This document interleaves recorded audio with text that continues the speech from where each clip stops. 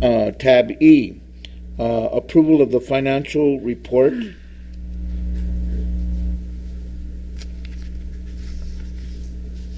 Good evening, ladies and gentlemen. Chairman Abeyta, Vice Chair Siegel, President Guzman.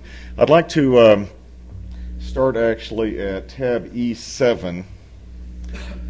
For this reason, the MD&A report, the Management Discussion and Analysis, indicates pretty much that in August, the institution ran nominally. There are no major surprises. Revenues and expenses are as expected. They're in line with 1 year ago. And with the exception of specific questions, I thought it might make more sense to start at tab E7, look at a couple of specific points that I think that the board might be interested in and have comment or guidance on. As of the end of August, as has been the pattern for about the last 5 years, we had in excess of $20 million sitting in a non-interest-bearing checking account with Wells Fargo. And as the board has been aware for some months, the bulk of those funds are the result of the latest public bond issue that was passed. We also have had some debt service funds. We paid some debt service last month, which is a variance from approximately $5 million from our cash balances last month. And then we have a few $1 million, about $2.5 million that are unrestricted discretionary funds that we, in essence, operate the institution with.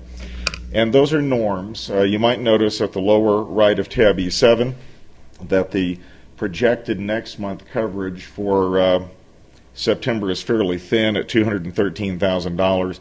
The good news is it's typical of this time of year for us over the past several years, and it's a positive number, which is very good news for the CFO.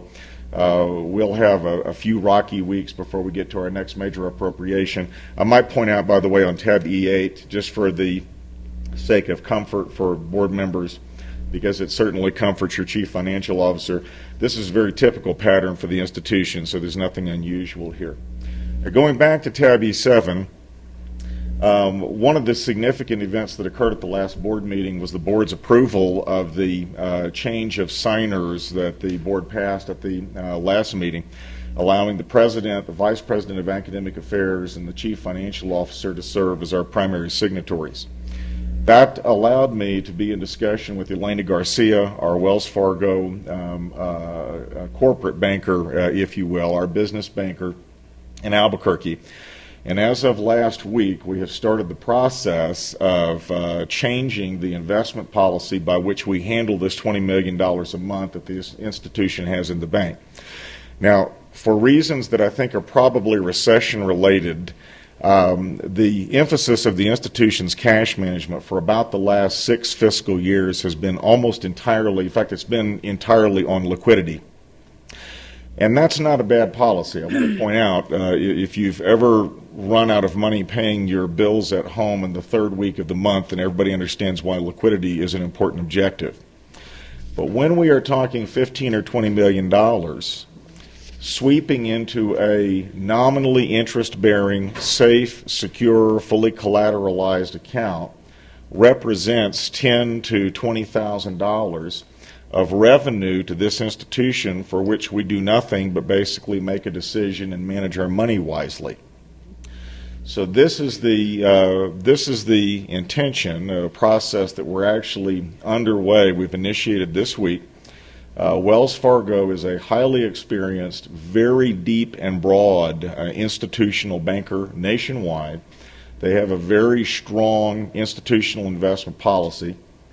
We have very strict rules in New Mexico regarding collateralization of public funds, how they're invested, and those earnings that we would receive by sweeping funds into an interest-bearing account must track the purpose for which those public funds, those revenues were raised. However, with all of those restrictions and safeguards in place, it remains that while we have $20 million sitting in a checking account, we are doing nothing with it. In the time since I met with the board a month ago, we would have earned about $18,000 if we had been moving this direction. So all that is to say, the reasons for the liquidity policy were sound. They got the institution through some rough years with the recession. but it seems to me that it makes sense for our money to be working for us, and so that's the direction we're intending to go. And again, I believe policy structure in place allows for this already. The rules are very, very conservative, so this should be a positive outcome. I'll report. We won't take any major actions that the board is not aware of, and it will take us some weeks to establish this. So hopefully, by next month, I'll be giving you more specifics about what we intend to do. Let's move forward to tab E10. And we're starting to see a couple of interesting trends develop in August. We're 2 months into the fiscal year. And I want to point out, E11, at the lower right of E11, all last year, the president was telling you about budget changes she was making. And I appreciate her comment earlier that Dr. De La Rosa and I, working with Randy Grissom and Dr. Gonzalez and others, we have a very strong budget team, and we're developing greater clarity day by day in regard to how all those things worked. And this, again, information we'll share with the board as we work through the budget process. But one interesting thing that appeared on this month's report that is different from the last month's report is that if you look at the lower right of E11, you start to see the results of changes in allocations that the president directed with board approval during the last school year. And so you notice, for instance, there's a significant percentage increase between prior year and current year in regard to funds that have been devoted to instruction. That's a 4% increase. Academic support, you see a large increase, 8%. Now, about 75% of that number are allocations for the investment incentive that the board approved last year. I believe we had 47 employees who accepted that investment incentive. So you're beginning to see those flows. Student services, a 2% increase in funds that flowed last month. And then you notice as you work down that list, you see a 1% decrease in POM, plant operations and maintenance. So I believe, and I say this somewhat tentatively because 2 months is obviously not much of the year to make a strong assertion, but I think it's an interesting trend that I believe we'll see develop as the school year progresses, that you see this movement that the board and the president worked on last year toward moving monies more toward the instructional side and devoting less to the physical plant and perhaps less to administrative salaries and that type of thing, and more toward teachers in classrooms and the people that oversee them, which, again, from the switching hats to my teacher role a little bit, I think is a very student-centered objective for us to have going forward with the next year's budget. Looking ahead to E12, we just really have good news with the auxiliaries. The kids campus, because of changes that were made over the summer regarding staffing, regarding enrollment policies, changes to the way payment programs worked. The kids campus is doing very well at this point in the year, and so is the combined food services unit. The East End Eatery and the main cafeteria are now functioning under one unit, and are jointly and in the aggregate are doing very well. Now, when we saw these preliminary figures last week, Bob McWilliams, on behalf of Maggie Zen and Jerry and Bezod, asked me to caution, I think would be the best word, the board, that these numbers probably will not hold through the year. I think what we can safely say is that last year's deficit positions will be much smaller. We don't know if they will be eradicated altogether, but I think it's important to note that the kids campus will not do a $250,000 surplus this year. These are tentative figures, and you'll see these flows ebb and flow. What is hard to mathematically avoid when you project out through the end of this fiscal year is that when you compare to last year and prior years, both of these enterprise units are just doing much better than they did in the past. I have a question there. Yes. I thought at the last board meeting we weren't going to have any deficit in the kids' campus. Well, yes, Ms. Siegel, again, it's out of an abundance of caution I'm saying that, because just from having done this for a long time, 2 months into a fiscal year, I learned early in my career not to announce to oversight boards of any type what will happen in 10 months. So just out of an abundance of caution, I believe mathematically, and when I told Bob McWilliams he's at a conference this week, or he'd be here defending this himself, he said with a stricken face, please don't go in and guarantee the board that we'll have surpluses. Mathematically, if trends hold, after talking to Maggie has a fabulous spreadsheet that she's running internally. It's really good information where she's tracking individual line items.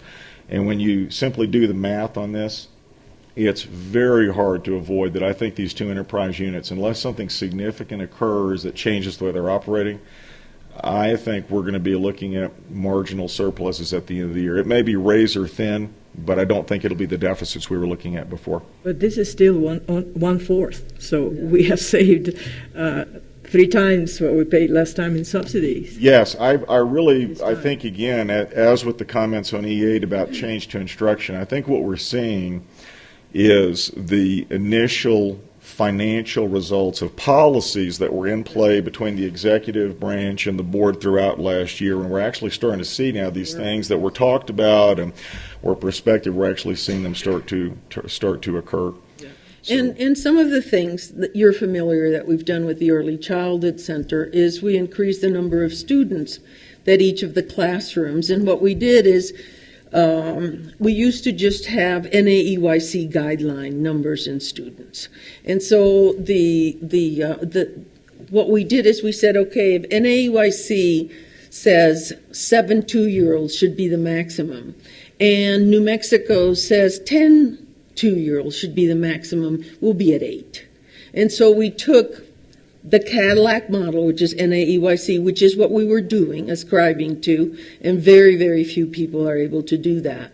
And then the New Mexico model that is much more lenient and sometimes too lenient, and then we went right down the middle. That was one change that we made right away last year. The other change that we've made this year is that we added another classroom. And we added the classroom in 3 and 4-year-olds because that's where the high demand is. And so now we're full. And when you add students to, the expense then becomes less and your income is more. And so in early childhood, I think I think that we will not have the deficits that we had before. I think the difference in the East Wing and in the cafeteria, Patricia and Randy have worked really hard making sure that the instructional piece remains instructional, but that we don't deviate as we were last year with offering other things that then the cafeteria could offer. So what we've tried to do is bring in collaboration between the two as the modus operandi, and that seems to be working very well. Bazad has worked very hard to be able to be with the East Wing and the cafeteria and everyone working together. So this has been a work of love from everyone involved. So I notice Maggie isn't here, so I guess She's exhausted now. because if this is July's report, and I don't believe those pre-K classrooms opened until August. This would be August 31. So this money, No, this is Yeah. August 31. This is August 31, Ms. Siegel. well, then I have the wrong report because I'm looking at July 31. E13? I got August 30. E13 says August 31st. Okay, how come I don't have the right? Because I'm in September, so that's why. Let me get.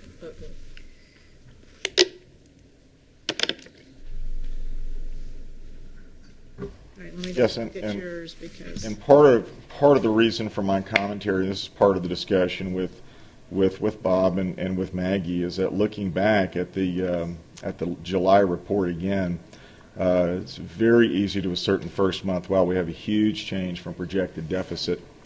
So again, it's just a matter of being cautious. We have a real advantage right now in that we have a vice president of academic affairs who can see things as a CFO, and we have a CFO who can see things as a school teacher, as a college instructor. So Randy and I, it's possible for us to look at some of these and say, okay, what are we actually talking about? What are we really trying to do here? So I think the balance, again, I think what we're seeing reflected is a balance. We cannot have an instructional unit that functions entirely as a business enterprise. That's not the nature of what we do here. And at the same time, we can't have a business enterprise on campus that operates without a focus on instruction. When those two things are balanced correctly, Jerry sent a very eloquent email talking about how he cut expenses and in general, we would say in the for-profit world, increase the profitability of the enterprise, which I think is good for everybody. So more focused on students and in general doing better. Yeah. Ms. And we're Siegel? gonna, and then next we're gonna look at the planetarium, because we've lost $71,000 and we should not be losing on the planetarium. So our philosophy, and Brian is right with us, is auxiliaries should make us money, should not cost us money. And last year, auxiliary cost us over $700,000, and that was lower than the year before. And so we have been trying to lower it and lower it, and I think this year, with the cafeteria, because that loss was $400,000 was East Wing and cafeteria together. So if we can all work together in the cafeteria and East Wing, and then lower, the goal is for auxiliaries to make money, not to lose money. And I think by the end of this year, if not next year, we will be achieving that instead of auxiliaries costing us $1 million.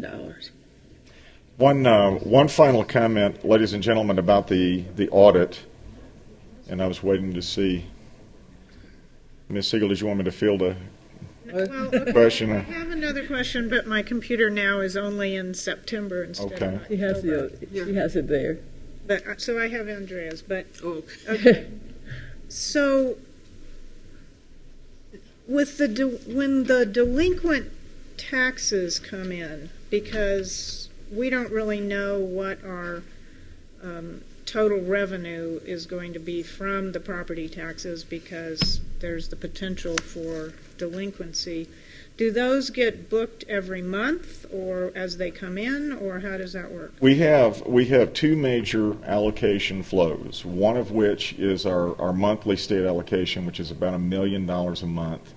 And in all honesty, in some months that really helps us keep the lights on because those are our bread and butter flows. Twice a year we have our property tax allocations, and I concur. We really don't know what the amount's going to be. The good news is we have some advance notice. We have some idea before those come in, so the planning is done. That's why on the E8 chart, if you look at this over an expanded version, you see this wave going. And so what will happen is here in December and January, this is another reason for us to have a good investment policy, that at least a different investment policy. We'll have many millions of dollars that will be sitting for some time, but we will work off of for about 5 or 6 months. And I want to point out, too, in that context, the reason that a liquidity policy and checking account can be a very dangerous animal is that when the board and the executive staff and the financial people are all seeing $32 million sitting there, there's a sort of sense of invincibility. Sure, go ahead and approve it. We can get it done. And then, of course, you get 6 months down the road and you're thinking, what do we do Friday for payroll? So an objective, I would say, for the auxiliary units, two things that would really be outstanding for the institution, and we're there, and because this is work that's been done previously, but again by the board, the executive staff, but this is what I think will shape up. One would be to smooth their flows so that it's not a constant rise and fall, and the other would be to have a situation where we both satisfy a student with a cup of coffee and get 5 cents of that cup of coffee to plow back into the institution. And now you're rocking with an auxiliary enterprise. That's right. And so that's what I think we're seeing shape up. Okay, but did you answer my question? So when last meeting, when we changed the amount in our fund balance based on the mill levy amount that hadn't been carried over or picked up.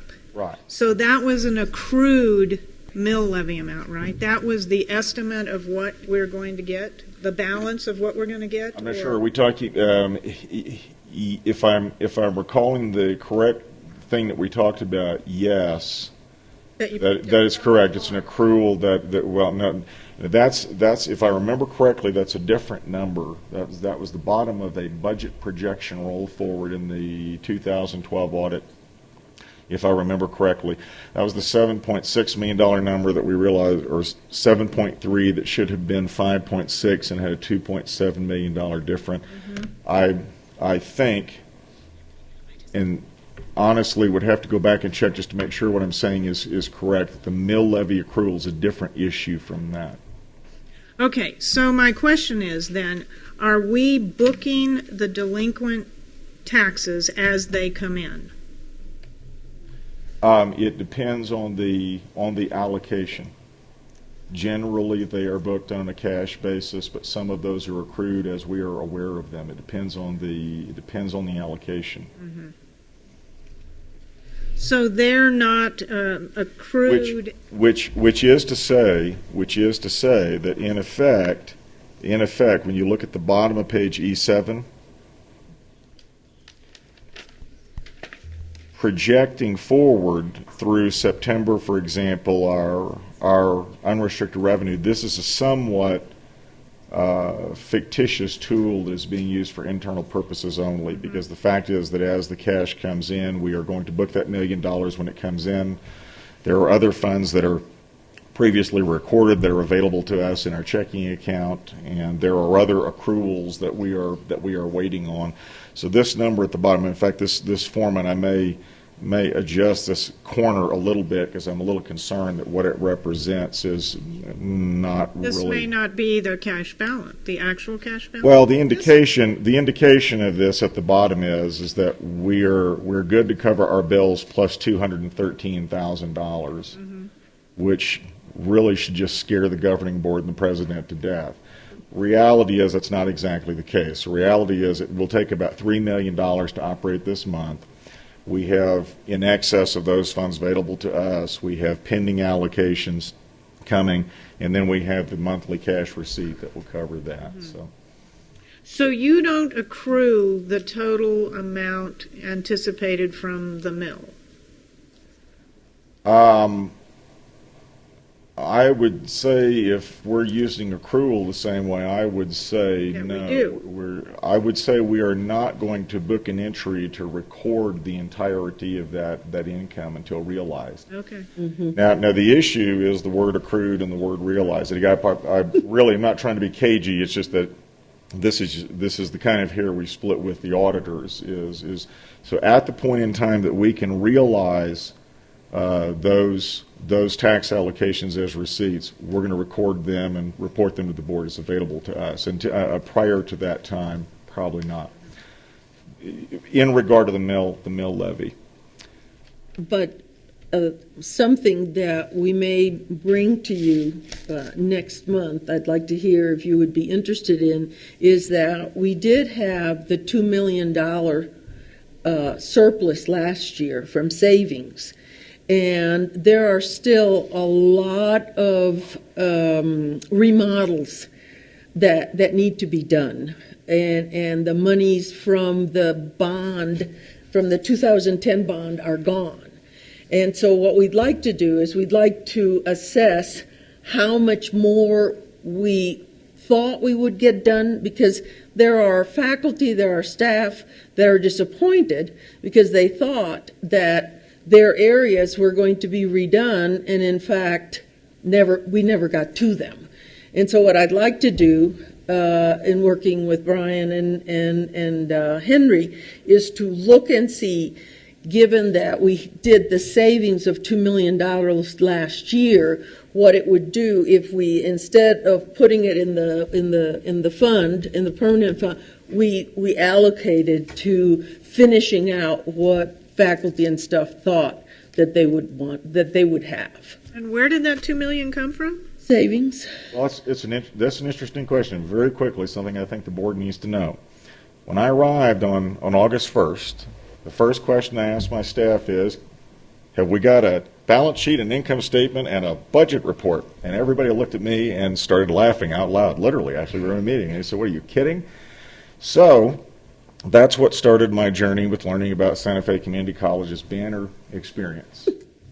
So I did what I thought any good jazz player would do, Mr. Chairman, and that is that about 6 weeks ago, I got together every expert of every type, of every high-powered office on this campus I could get, and that's Dr. Gonzalez and Janet Wise, communications director, and Randy Grissom, about 8 or 9 of us, all of whom have expertise in the institution from different perspectives.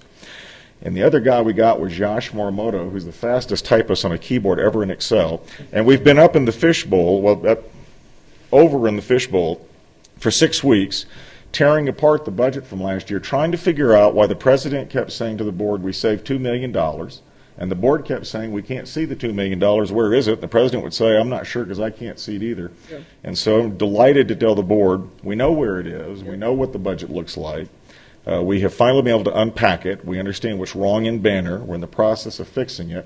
And I think probably by January, you'll have a fiscal 15 budget process that finally the board, the executive staff, finance, and the academic leaders will be able to say, okay, we all know what we're doing here. We can see it. It's not been easy, but the savings are in fact there. We know of a couple of different places other than the R&R budget, which is kind of sacrosanct ground for capital outlays, but there is budget that got lost last year because the program codes were incorrect for some of these renovations. So we're making great progress.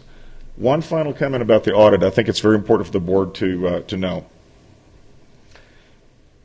Santa Fe Community College I've examined, I guess, a decade of publicly promulgated audit reports.